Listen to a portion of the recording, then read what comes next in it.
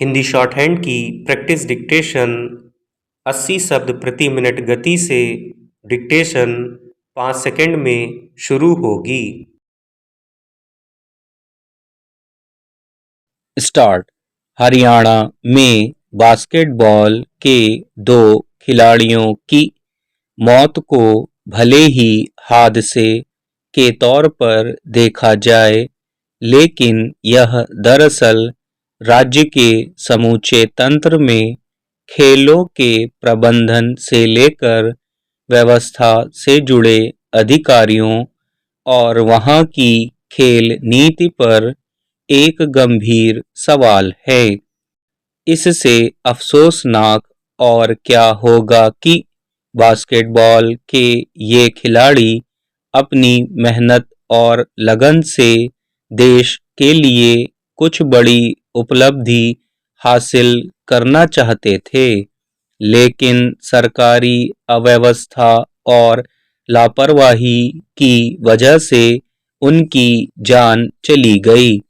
दोनों खिलाड़ियों की मौत पर व्यापक चिंता उभरने के बाद हुई कार्रवाई में कुछ संबंधित कर्मचारियों या अधिकारी को निलंबित किया गया और सरकार ने सभी खेल मैदानों और बास्केटबॉल के पोल या खंभों की जांच के आदेश जारी किए।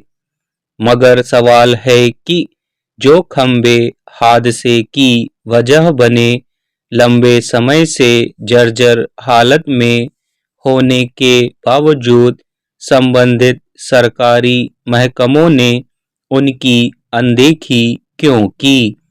इस लिहाज से देखें तो हादसों में दोनों खिलाड़ियों की मौत के वास्तविक जिम्मेदारों की पहचान और उन्हें कठघरे में खड़ा करने की जरूरत है। गौरतलब है कि राज्य के रोहतक और बहादुरगढ़ में अभ्यास करने के क्रम में 2 खिलाड़ियों के पेट और सीने पर बास्केटबॉल का खंभा गिर गया और उनकी मौत हो गई। जो खिलाड़ी अपनी प्रतिभा के बूते भविष्य में उपलब्धियां हासिल कर परिवार से लेकर देश के लिए गर्व का जरिया बन सकते थे, सरकारी लापरवाही की वजह से उनकी जान चली गई। खबरों के मुताबिक दोनों ही जगह बास्केटबॉल का खंभा इस जर्जर हालत में था कि उसमें हल्का जोर पड़ते ही टूटकर गिर गया। जाहिर है खंभे का गिरना 1-2 दिन की लापरवाही का नतीजा नहीं हो सकता।